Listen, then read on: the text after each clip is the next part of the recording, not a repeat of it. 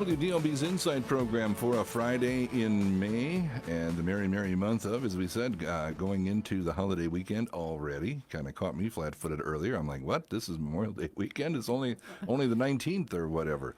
On the way to break, I said what's open and what's not. Joining me in studio this morning, I didn't know if I'd ever see you again. Yeah, it was in question for a while there, yes.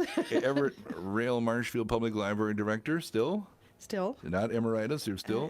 Till June 6th. Okay, Lori Bolongia, and your situation for those, explain what's happening Okay, here. well, my personal situation is I had planned to retire on April 26th, and then plans changed when the Jill Porter, my replacement, is in Michigan at this moment under a stay-at-home order that's lifting, I believe, this weekend. So she wasn't able to come on board when this happened. And on the other hand, this would have been a fun time to try to manage.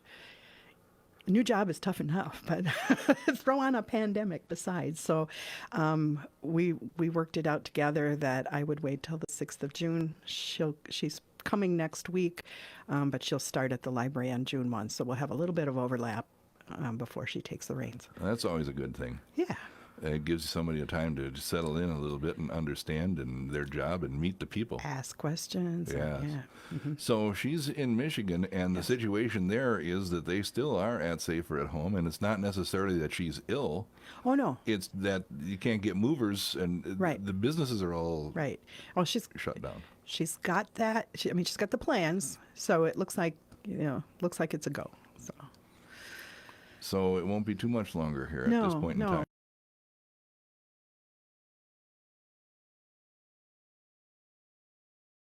And access and all those types of things, and having people in.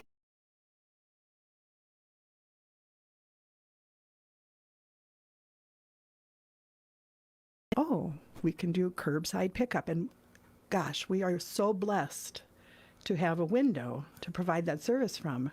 I sent a note to the DeVetter family thanking them for that. That idea came from them, and they brought it to us. And I remember we kind of struggled with it because it's another service point, and you've got how far do you stretch your staff?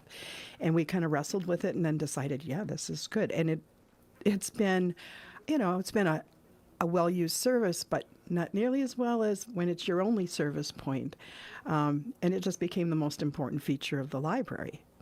In the building of the new building that we had here, it's been customary for people to be able to drop books off. Oh, yeah, to return them, yes. Return has always been through the door or but slot. We had the pickup.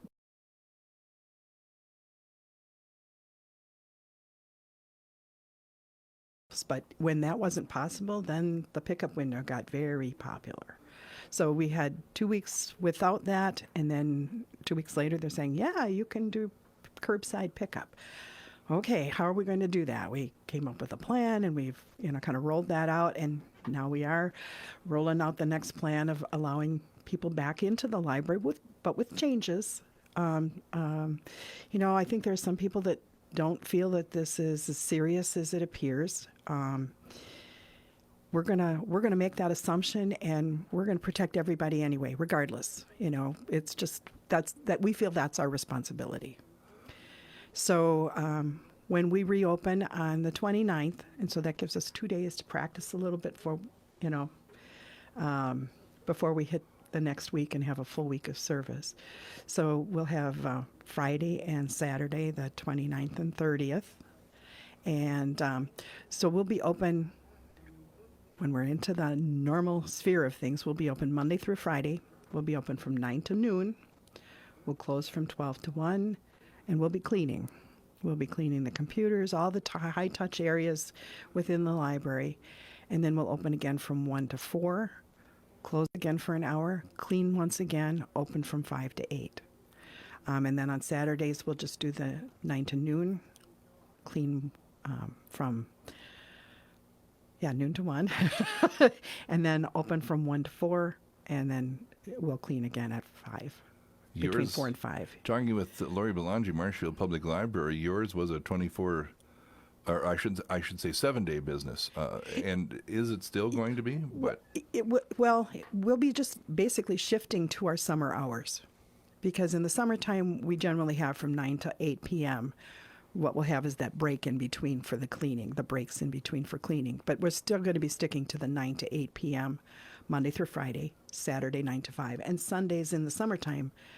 We weren't open. Okay. So in some ways, this was good timing and a good place for us to transition to do that. While we were doing the pickup service, we were doing from 9 to 6 the pickup. Now the pickup service, so this will be the what I just talked about, where the hours that the library will be open. The pickup service will be open that entire time. Anytime between 9 and 8, people can do the pickup service, even while we're cleaning. When I first heard about this pickup, you mentioned, and you said the words earlier in the interview here, browse. Mm-hmm. That's what it's. Yeah. I don't know how I know everything you've got and whether it's on the shelf or not. Well, and that's where the staff said some of the calls where they would have somebody wanting to get a certain book, and if it wasn't in, we have something we call readers advisory. So it's like we're advising our readers of maybe that particular item isn't here. You might like this because it's very similar. Or what other types of things are you interested in? So then they would still find a way to serve that person, even if the item they wanted wasn't. Is your website, or was it set up to browse online with every item? You can browse online. It's still not the same as walking through the stacks and having something catch your eye. But yeah, you would have to look up titles, and then you could. I mean, if this is the savvy searcher, if you're searching for. Maybe you were looking for something on gardening. Well, that book you're looking up, or other item, might have other subject headings, so it might be landscaping, or it might be trees. Well, then you could then click on those things, and it would bring you to a whole other list to choose from. So there was intuitive searching, but if you had a subject, you could find out what you had. But we had staff to help. And so that they found it was kind of almost like a little step back to those earlier days before we had computers, where the staff were the ones that could kind of massage that whole thing and make it come together better. Talking with Lori Bolongia, Marshfield Public Library, here live on WDLB Radio and on Facebook. At this point in time, we'll be watching us on Channel 989 on your Spectrum Digital tier.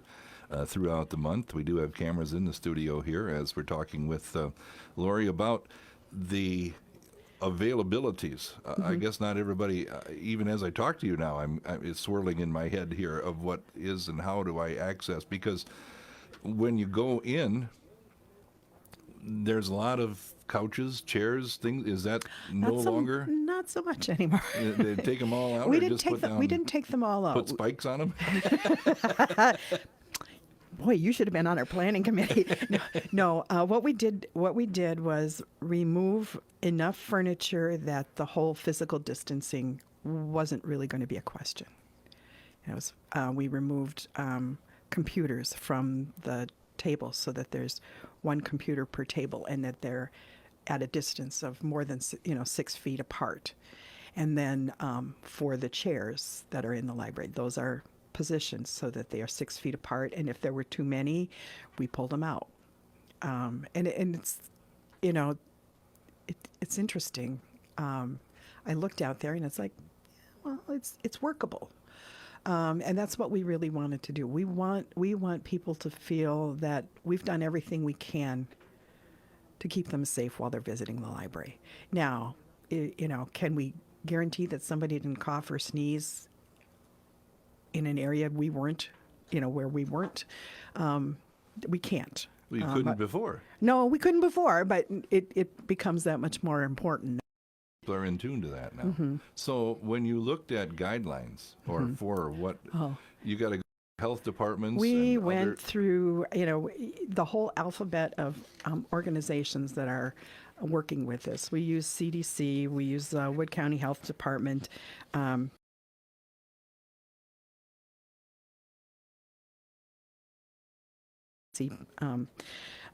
guidance for public facilities.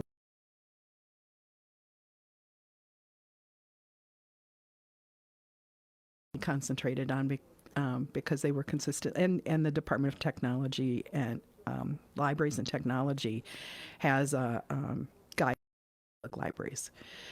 So we looked at all of those things and, pulled it together. And the thing about them, the plans are wonderful. Every one of the plans and guidelines are wonderful, but none of them ever exactly fit your facility. And so what we have to do is look at our facility and say, okay, how do we apply these? So in a small library like Vesper, they're probably only going to be able to have 5 or 6 people in their building at a time.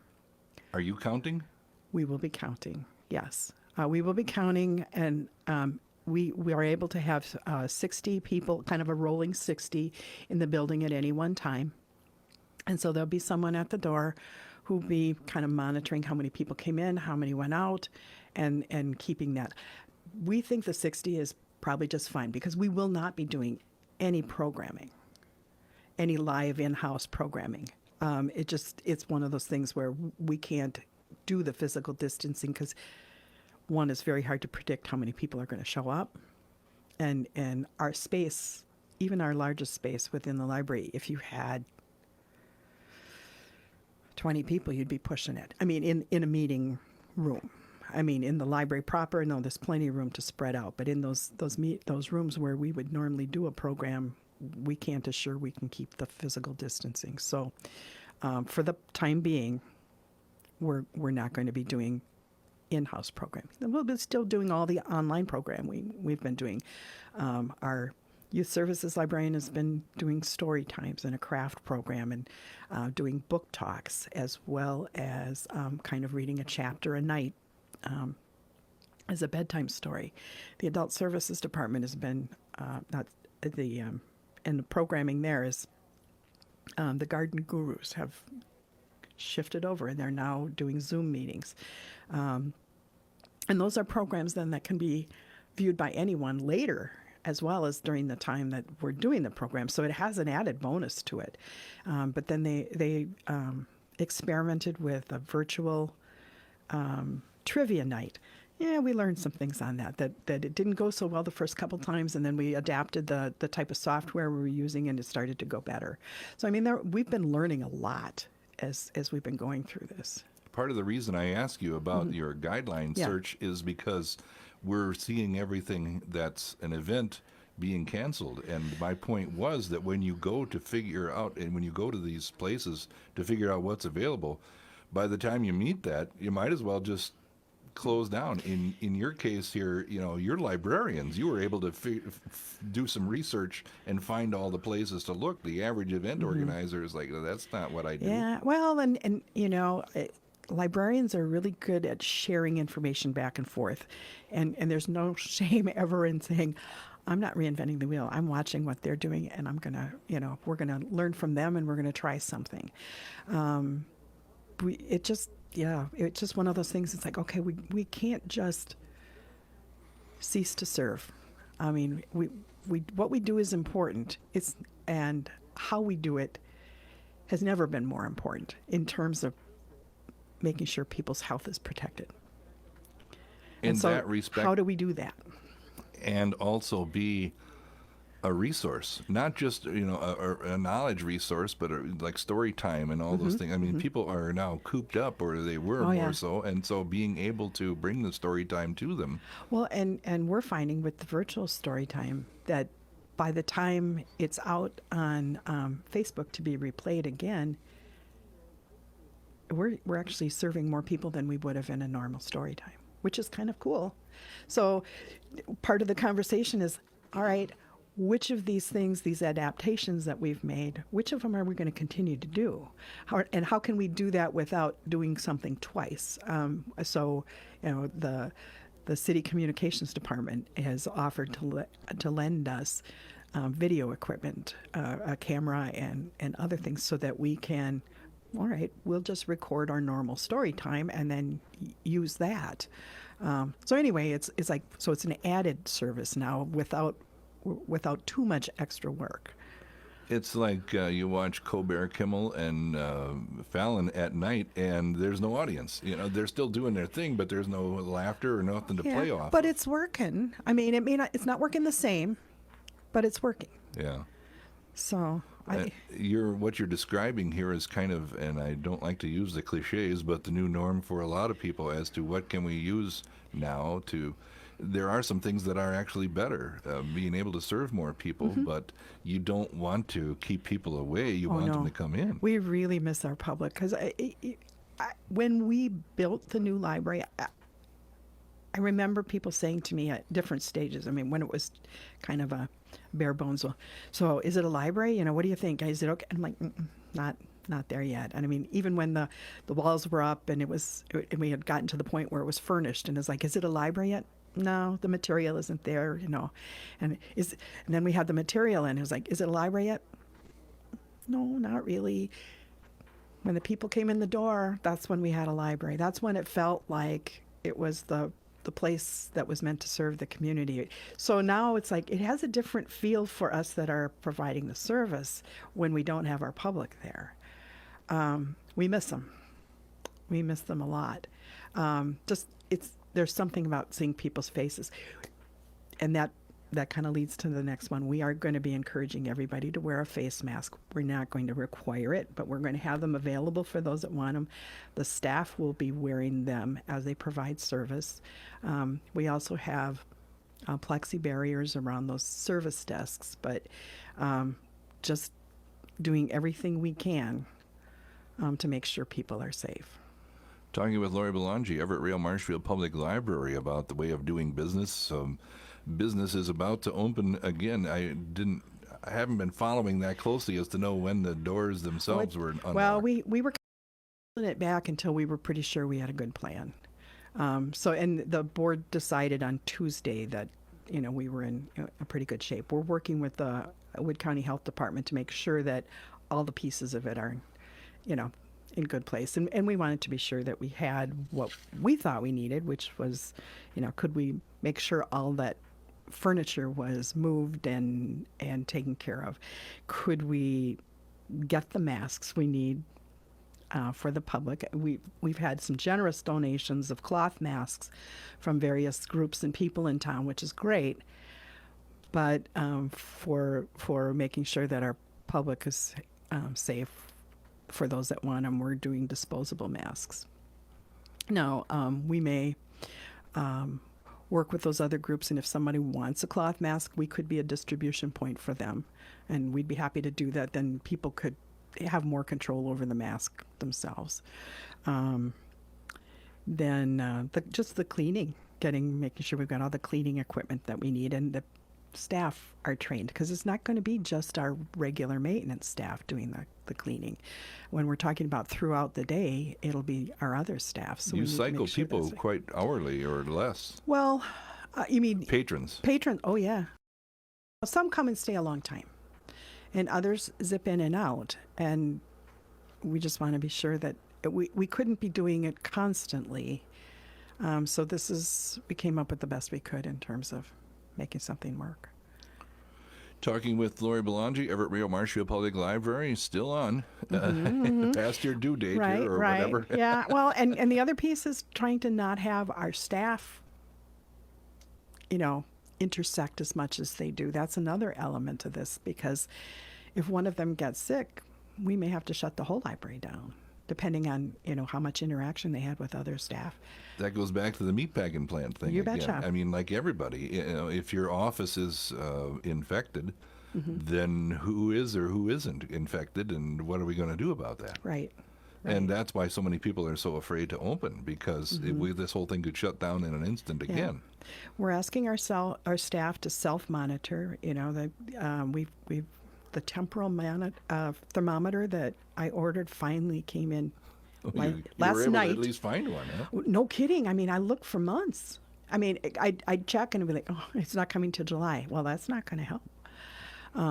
So we finally got one that came in. And so we're going to be asking staff to, you know, check themselves against those symptoms. And if they're, you know, if it's off, don't come in.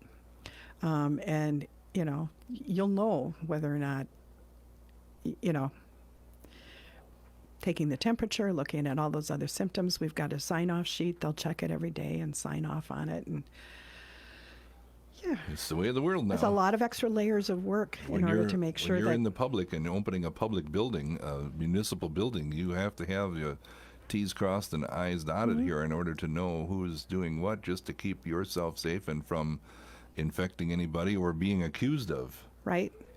Or taking something home to your family is another element sure, of it. yeah. I mean, it works both ways. I mean, we do not want to find ourselves in a situation where we contributed to the growth of the virus and the growth of spread. So before we go to break, for people who may just be tuning in here, the situation is window right now, and when will the doors be open? On Friday, May 29th, we'll open at 9 a.m. We'll stay open till noon. We'll close at noon till 1 o'clock. We'll be cleaning. We'll open again at 1 o'clock. We'll stay open till 4. Close again for an hour for cleaning, and then we'll be open from 5 to 8. And that will continue Monday through Friday after that. And then on Saturdays, we'll be open from 9 to noon, close from 12 to 1 to clean, and then be open 1 to 4. And then the pickup service on Saturdays will go till 5 o'clock. And that's till further notice. Until further notice. And no in-house programming, and we won't we know how popular our meeting spaces have been. We just can't do it. And some of them are being used to space our staff out far enough so that we protect everybody.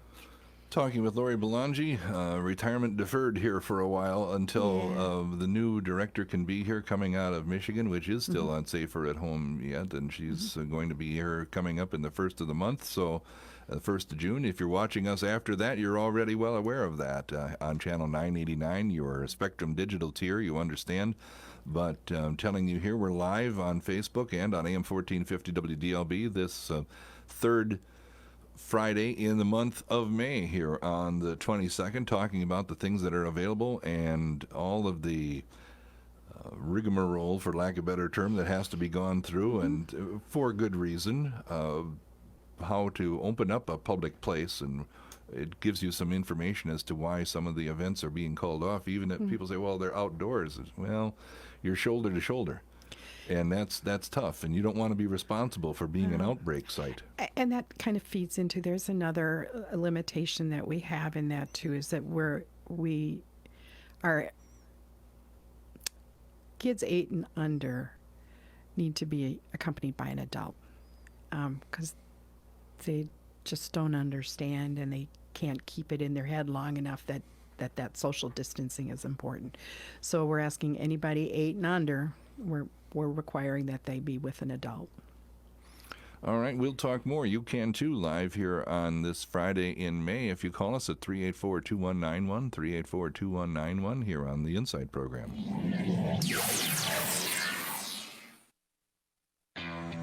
The great American outdoors are right outside your back door. Get a great deal on a great tool when you save $20 on the tough and dependable Stihl MS-170 chainsaw. Shop online, pick up at any of over 9,000 local Stihl dealers. Find yours at stihldealers.com.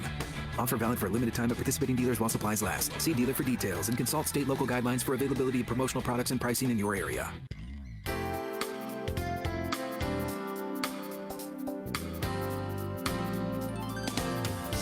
WDLB's Inside program live on this Friday the 22nd. You may be watching us on video here in the days to come. I always give a disclaimer that some of the things we talk about may have already been taken care of, or you may know the answers to the things that we are talking about at this point in time. So you have to cut us a little slack here. And as fast as things are changing in the world today, it might be different at the end of the day than it is when we started out today. But talking about what it is to open a public entity like the library here, which they are planning to do finally. It's been with the window, the drive-up window that has been part of the new building that you have, and has been Who knew at the time, huh? It'd be a godsend as it turned out to be. Never realized it was going to be our only service point for a while.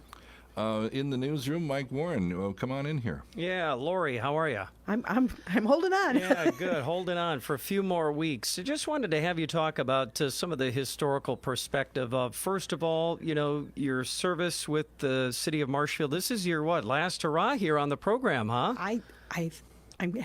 I'm hoping it is. Not your favorite thing in the world to do, but we love having you. Yeah, no, I just think this will be the last time as director. Right. You'll come back with the new one, maybe? Well, perhaps. Yeah, that would be all right. So maybe just talk. I want to have you spend a few moments just talking about, how long has it been? Has it been 30 years? No. 20? Actually, I started in 1987, so on June 1, it'll be 33 years. 33 years. Yeah. And just, aside from, so we can include the brand new facility, obviously this is part of it, but just the changes in technology and everything that you have seen during those 33 years, maybe just talk from a historical perspective for a moment where public library services have gone in the city of Marshfield in 33 years. Wow.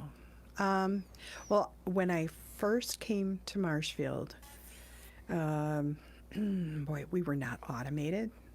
All of our, I came as the circulation librarian, and I was in the process of getting my master's degree at the time. So when I came, all of that was hand processes. We had cards and pockets, and everybody remembers the old card and pocket, and they kind of loved it, but except for librarians. Because it was a lot of work. So we would count. So we'd have those cards. You had a card with a number on it that got stamped on it, and sometimes that the card would get stuck in the machine, and we'd be kind of having a tug of war as the thing kind of buzzed at us and things like that. But just managing the items that were going, I know when I got here and the staffing level, they had just opened the library at the expansion at 211 East 2nd Street. And they opened that in 1985, and I came 2 years later. And they were already experiencing a lot of growth. Well, then it just kept going and going, which was wonderful. But those hand systems couldn't handle it. We had books stacked we had some shelves in the back where we would store them until they could be shelved. Okay, those were what we called double shelves. So you had a row of books, and then you had another row in front of that, just waiting to be shelved. And then we also had them stacked up on the floor, sometimes 3 stacks deep back from those shelves. I remember they were hip high, and we just couldn't keep up. And then computers started to be applied for libraries, and then I believe it was 82 when we automated. What a boon. I mean, it was a tough process, but it was what a difference it made in our ability to serve the public, and then just the fact that the catalog was out there online, and that, as I was explaining to Mike, those subject headings, normally when you went to the card catalog, okay, you guessed at what to look at. Well, if you even come close now, that item that you retrieve will have some suggestions that you can use to find other things. And it's amazing. People show pictures of the card catalog. They get all nostalgic about it. And they're cool. They look cool. But I would never want to go back to it. Never, never, never, never. I mean, they're beautiful as furniture, but that's all that, to my mind, that's all it's good for. What a difference it made for access for people. So then, I guess it was 2 years after I came, the adult services librarian left, and that really was where my heart was. I loved doing service to the public, and I really enjoyed doing reference service. And so there was my opportunity, and I became the head of the adult services department. And I think it was somewhere around 96 or 97. There was a while in there I had been like a lead librarian, but then became the assistant director. And then when Dale Bartkowiak left the library due to illness in 2002, I became the library director. Now, I'll tell you, when I started back in 87, I thought, oh, I'll be here 5-6 years, and then I'll move on to something else. We all did. Always.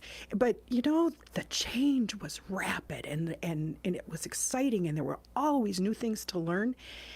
And I've held 4 different positions while I've been at the library. So it's never been boring, and there's always been something new to learn and to explore and to try and to just things and in this last little bit, wow, I am so impressed with the staff that we have, what they're able to do, and that they're fearless. It's like, oh, well, okay, we'll try it, and if it flops, well, we'll flop.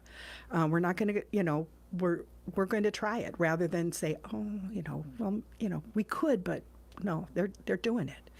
And it's wonderful. Now, as far as the new facility, I still don't think we have been able to wrap our arms around, I don't think we've really realized what exactly a gem we have in that new facility. That was such a game changer for us here, wasn't it? It really was. And I'll tell you, when we first started talking about it, and I'm going to give credit to Dale Bartkowiak, because way back in 1996, and maybe a couple of years before that, there was a realization that library at that time was landlocked, and there was nowhere to go with it. And so they bought a piece of property that was just north of the library, and they did a 10-year land contract. And so around 2006, it was like, okay, now time to start thinking about, what that could be, what it should be. And for a while, I don't know if anybody still remembers, we called it the Blue Sky Project, because it was like thinking about it as if there were, not a cloud in the sky. We didn't have to worry. There was no foundation, but it was think as if there's not a cloud in the sky, and that the possibilities are endless. And so we started working on that. And then by 2010, the city and the library had purchased some other pieces of property on the same block, because it just made sense, and they were coming up for purchase at about that time. And it's like, okay, well, it wouldn't make a lot of sense for a commercial business to be on that same block. But in 2010, we did some strategic planning. We worked with, we took tours to some other libraries to see libraries that had recently been either renovated or new libraries. And then we also had worked with it was Community Design Services out of the UW-Milwaukee School of Architecture and Urban Planning. So we worked with a bunch of students. They did what's called a charrette, talked about what people wanted to see. And we knew at the time we were doing this plan, nothing we could do for the city could be done and not include the interests of the senior center. And so we had to tie all that together. And so the group came together, and the results of the charrette were to take down the old senior center, build a new library, convert the then existing library into a senior center. But one of the things out of the charrette was really interesting is people talked about, the senior center, and nobody wanted to call themselves a senior, because a senior was somebody 10 years older than they were. It didn't matter how old they were, it just wasn't them. And so it became real obvious that what they really wanted was a community center. And so that idea started to take shape as more of a multi-generational facility. And the old library, now community center, was 3 times bigger than what the senior center was at that time. So there was plenty of room to do other things. And to see that now be Parks and Recreation, the Job Center, Forward Services, CAP programs, the Community Foundation, and then those lovely meeting rooms besides, and the senior center, it's just amazing. And it's great to see it continue to evolve into what that initial thought was. But the library itself, the idea of a full new library, that came from the community. I would say when we, in outside the building we're talking about. We're thinking, yeah, well, we'll just bump out some walls and we'll make it a little bit bigger and we'll. But when the community said new library, then that gave us a chance to say, you know what? A genealogy local history room. That's what we really need, rather than this stuff spread throughout the library. Bring it all together in one place. What we really need too are these small little meeting spaces, which we didn't have, and there was nowhere to go with them. What we really need are spaces that allow lots of computers for our public to use. What we really need, so we were really able to look at it and say, these are the things that the community is really looking for, and we were able to pull that together. So, go ahead. No, but it took 10 years to do it. That's all. After 10 2006. years. As you think back now in your career, what do you think your legacy is as the director, or as just a person, running the library here, or being involved with it for so many years? I knew I'd get her on that one. Yeah. Talk about your own. I mean, what will you think about when you think about, your career and, gosh, what did I accomplish, or what did I leave behind for the next generation? That kind of thing. Well, the obvious choice would be the building, but I think it's more the services and the mindset of, adapt and grow and change as the community needs it. Always be looking. I think one of the things that we can take pride in is that we've remained part of the community, and we get involved with the different organizations, Literacy Council, the United Way.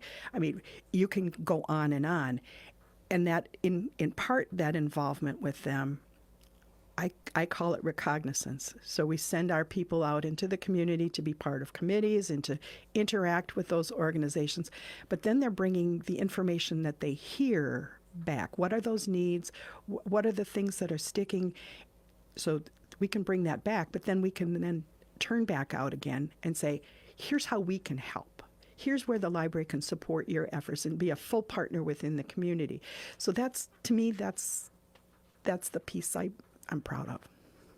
Can you give us a quick word about Jill Porter, the new director? I think you're going to really enjoy her. She has started, I shouldn't say started, but she has experience with the law library and then also with the public library systems in the Traverse City area. And one of the pieces of that is that the Traverse City library system is in some ways a lot like ours, in that there are various government bodies that work together. That system has 3 branch libraries, but then 3 independent libraries that come under it. So there's a lot of work between different municipalities. She's going to bring some new ideas. It'll be great. Okay. Well, Lori, appreciate your time as always. It's been fun working with you over the many years I've been doing this. We wish you nothing but the best. And I don't think the community realizes what we're losing in our library director. So thank you for serving the city so well for so many years. Thank you. Here on today's Inside program on AM 1450 WDLB, coming to you on this Friday, the 22nd of May. You may be watching us live on video or in rebroadcast, channel 989 on your Spectrum Digital tier. We'll talk, you can jump in here, 384-2191, we're live on radio. We'll be back here to final segment of the program coming up. Summer's almost here. Is your pool ready yet? Well, you could put your family's summer fun in the hands of the high school kid who works aisle 43 at the big box store. Or you could see the pool professionals at Roehl Plumbing and Heating. They're your authorized BioGuard dealer. Roehl Plumbing and Heating will do a computerized water analysis and give you a customized pool care program. During May, you'll also get a 15% discount on all pool and spa chemicals and pool toys. Roehl Plumbing and Heating on South Galvin in Marshall. Marshfield. Are the kids doing school online? Are you keeping up with breaking news on the internet? Now more than ever, it's important to stay connected. If you need new internet service, give Country Wireless a call. Country Wireless is now making high-speed internet more available and affordable than ever by offering you free installs with your 2-year contract. That's right. Country Wireless is providing free installs with a 2-year contract, which saves you up to $150. Get high-speed internet with Country Wireless today. Call their office at 715-389-8584 to find out. Visit them online at countrywireless.com or like them on Facebook.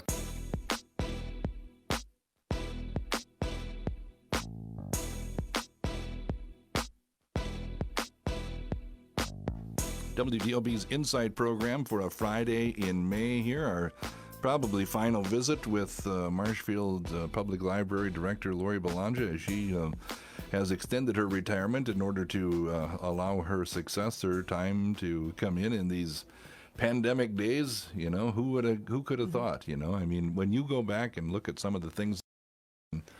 You know, I mean, everybody researches Spanish flu 1918 and try to make some correlations between that. It's funny that you mention that because that's been kind of a bit of fascination of mine long before this. I had 2 aunts who were in their teens when the Spanish influenza came through their small town. And they lived on a road that led up to the cemetery. And I remember them telling me about this, and I think that's what spurred that interest, is that they remembered during that time hearing the wagons go up and down the road to the cemetery. They didn't do funerals during the day, and they didn't do the burials during the day. That was all night. So they would hear the wagons going up and down the road to the cemetery. And that stuck with me. And so every time I would, over the years, see something on the Spanish influenza, I would dig into it. And so that was one of the first things I started looking at that particular thing. And yeah, the waves and all of that sort of thing, and all parallels. Bruce, go ahead. You're on the air. Yeah. Morning, Jeff. Morning, Lori. See, I wanted to just comment what a good experience I had down there. I think it was the first day they opened the new library, and I walked in and lost, looking around. And lo and behold, here, coming behind me, here's Lori, and she gave me a full tour of both floors. And then just recently, I'm not on the computer, so that tells you something. But I went in and I had her, she come up and helped me to get on. I wanted the boys' basketball in the girls' schedules or the tournament. And so she sat on. We had a good time. She helped me with that. And I went back another time, and she said that's what the job these people get paid for. So she had somebody else, and it was just great help and a great experience. And she was very, very personable lady. And I just want to wish her good luck and good health in her retirement. Oh, thank you, Bruce. Thank you. All right, It was my pleasure. Yeah, we enjoyed that. And good experiences had, hopefully, by all here, I guess, as the years go by and you look at it now. And somewhat, the time, like you said, you started out and never intended to be this, but here we are. And you and me both. I said, don't unback the boxes. And now here it is. All these years later. So in a time and unprecedented time, I use that term, a cliche becomes over and over again too, but here we are, all right? Yeah, well, we've never lived through one like this, but No. it's happened before. Well, let's hope we do live Yeah. through one like this, Well, good to see you again. Thank you Thank for you. coming in here, and as a top of everyone else, good luck. Thank you for being part of our program here and allowing yourself to be quizzed by us. Lori Bolongia, my guest here on today's Insight program on AM 1450 WDLB.